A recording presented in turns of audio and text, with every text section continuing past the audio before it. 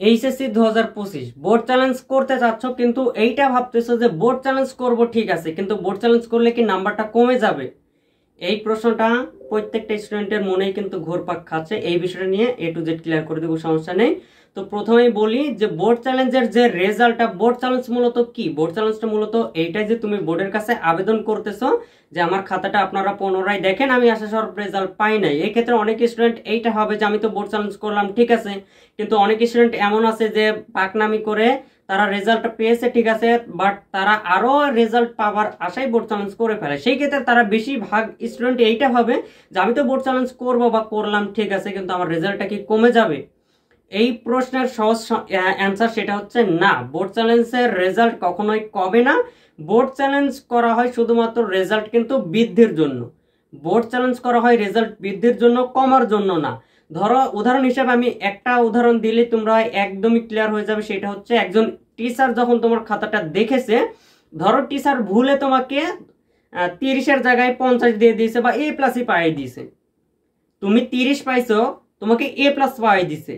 পরবর্তীতে তুমি board challenge করলে বা A+ পাওনি, কাছাকাছি তুমি A+ পাওয়ার আশায় বোর্ড চ্যালেঞ্জ করেছো, এখন দেখলো যে তোমার যে রেজাল্টটা সেটা সঠিক না, তুমি তো আরো কম পেয়েছো। এই ক্ষেত্রে কি তোমার রেজাল্টটা কমাই দিবে? না, এই ক্ষেত্রে কমাই দিবে না। একজন টিচার যদি তোমাকে ভুলে 100 মার্কও দিয়ে দেয়, তুমি ফেল করেছো, তুমি কিছুই লেখনি, একজন টিচার যদি তোমাকে 100 মার্কও দিয়ে দেয়, তবুও কিন্তু তোমার ওই রেজাল্টটাই থাকবে। এখানে একটা মার্কও কোনো টিচার কাটতে পারবে না, তোমার কোনো রেজাল্টের পরিবর্তন হবে না, ঠিক আছে। বোর্ড চ্যালেঞ্জ করা হয় শুধুমাত্র রেজাল্ট বৃদ্ধির জন্য, রেজাল্ট কমানোর জন্য না। আশা করি ক্লিয়ার হয়ে গেছো। বোর্ড চ্যালেঞ্জ তোমরা অনায়াসেই করতে পারো, এবারে যেহেতু নতুন নিয়ম।